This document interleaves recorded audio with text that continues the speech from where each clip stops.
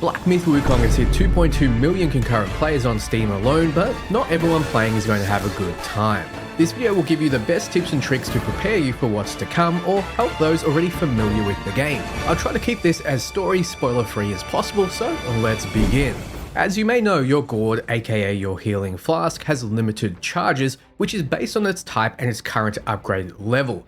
As you progress, you'll find better gourds and soaks to increase your healing effectiveness. It's said the only way to refill its charges is to visit a shrine, but that's not technically correct. You see, you can refill parts of it by absorbing wisps found in the world. If you find a glowing will-o-wisp, absorbing it will give your gourd a charge based on how many wisps were floating there when you absorbed it. You may have been doing this and not noticing it before, so before you suck one up, top up your health as to not waste a potential charge. This is especially true when you take down an enemy and its spirit drops for absorption. These spirits graciously fully restore your gourd, so when you see a glowing bad guy that's a little tougher than a normal enemy, it's most likely going to drop a minor spirit, and in which case, absolutely take it on and feel free to restore your health liberally as you're about to get it all back. Enemies will damage each other, meaning that if you're struggling against an overwhelming number of enemies, click off your target lock and try to position yourself between a few enemies. They will end up damaging and even killing each other. This works against archers as well, making them a lot less annoying. The last thing you want is to be interrupted while unleashing a heavy attack, a minor transformation, or a powerful spell like Pluck of Many, because if you're interrupted, they go on cooldown, but you won't get it off. Also, in your gameplay options are ways to modify your tracking. You can set it so it automatically locks onto a target you attack, if you don't want to waste your time clicking in the heat of battle. This can be very useful for enemies that go underground or disappear. Restoring health can be done a multitude of ways, but restoring mana is more limited. I recommend increasing your max mana whenever you get the chance. 10 mana here or there doesn't seem like much, but it'll mean you can cast more spells before you're tapped out. You don't want to feel like a fraternity house keg, and using mana to take out hard to kill bosses is invaluable even for builds who don't invest into their spells. I would go as far as to say spells are a bit overpowered in this game. There'll be plenty of times you're in the last quarter of a boss's health and you don't have enough mana to seal it out. Health can be restored with your gourd, and its potency can be upgraded. Upgrading your health just helps you avoid one-hit kills. There's no way, at least most of the way through the game, to restore mana when you need it. At level 30, you can upgrade your mana in the Survival tab under Spiritual Awakening.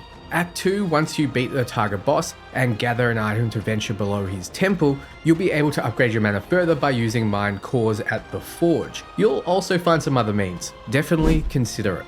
Having a decent amount of mana pays off when you upgrade Cloud Walk. This is a skill many overlook, as when you get it, using your limited mana to phase out and charge forward with a minor damage boost when you strike an enemy outside of stealth doesn't seem nearly as valuable as Immobilize, which gives you a more direct breather. Plus, almost every video and review harps on about Immobilize, which is great all game. However, upgrading Cloud Walk is a versatile way to output a lot of damage once you have the tools to upgrade it, and unlike Immobilize, it has full effectiveness on every enemy. Remember, some bosses will break out of Immobilize or simply shrug it off unless staggered.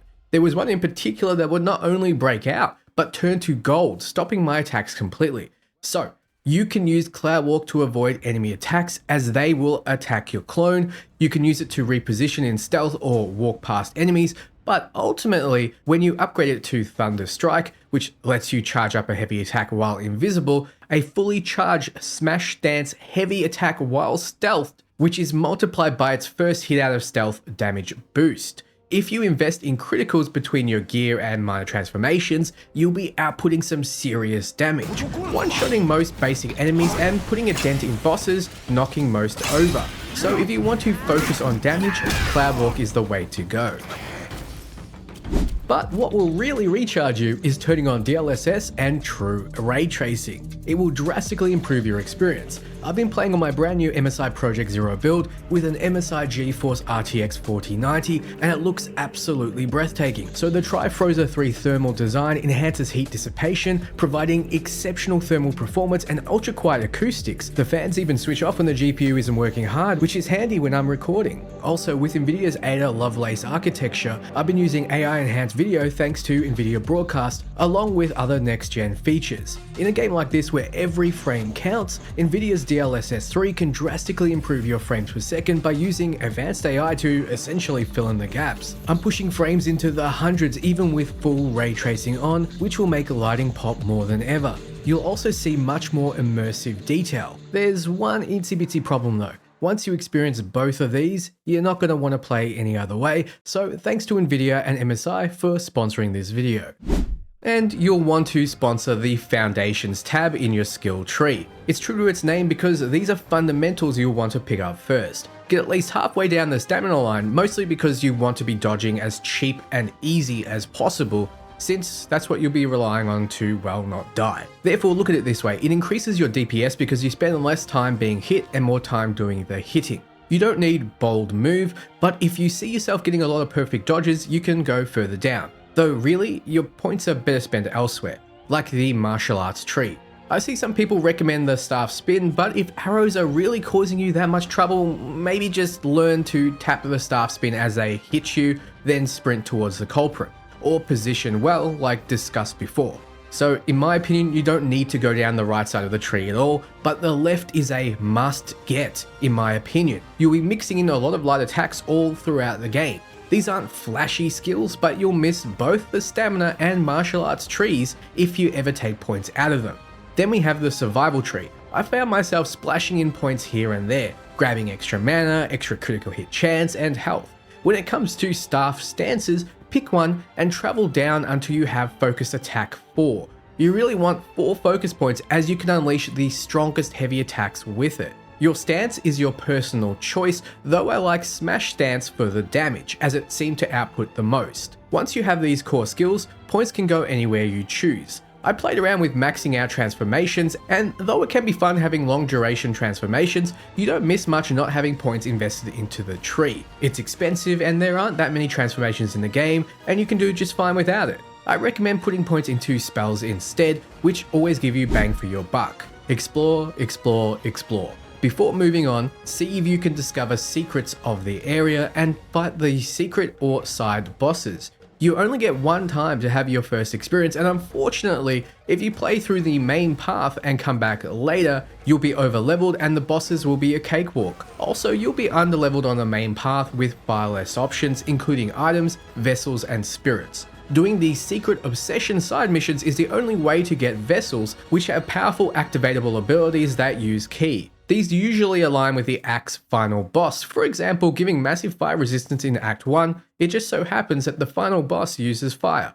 So exploring after finishing the act will feel like tying up loose ends rather than an epic journey. There were plenty of enemies that gave me trouble, but thankfully since deaths only have consequences of having to respawn at the closest shrine, don't fear it too much. You don't lose experience or will, and you can always run past the enemies that respawn. You start off weak, and enemies will remove your health a little too well. I had more trouble fighting the Wandering Right than I did all major bosses in each act. As you grow, you'll gain more and more options, so it's a nice little side effect of exploring. You'll find a ton of crafting materials out in the world while exploring when you defeat enemies and in the shop, so pick up every mushroom and defeat every mushroom person that comes out. When it comes to crafting medicine, do as you see fit. There's no need to save your resources here. Use fire resistance medicine, for example, against a boss with fire. Medicines will help you defeat tough enemies, and you can continually make and buy them throughout the game, so don't save them for a rainy day, unless it's one that gives you a free life. Definitely save that one. The hoarder in me had to really fight my nature here. When it comes to crafting items like armors and staffs, this also applies. You really don't need to hold back, at least until around Act 5, when you start to see legendary crafting choices and your resources are a bit more limited. So craft one set of armor each act at least to get you through. The materials you find until Act 5 apply to the lower rarity craftables, so go nuts. You may find yourself running low on will, so be sure to sell your gold at your shrine for more. You can also break containers to find will and gold, as well as find large chunks in the form of will-o-wisps, which we talked about before. I firmly disagree with anyone who tells you to save your materials. When you hit travel on your shrine, you'll see a little icon at particular destinations. That means there's a person of interest there.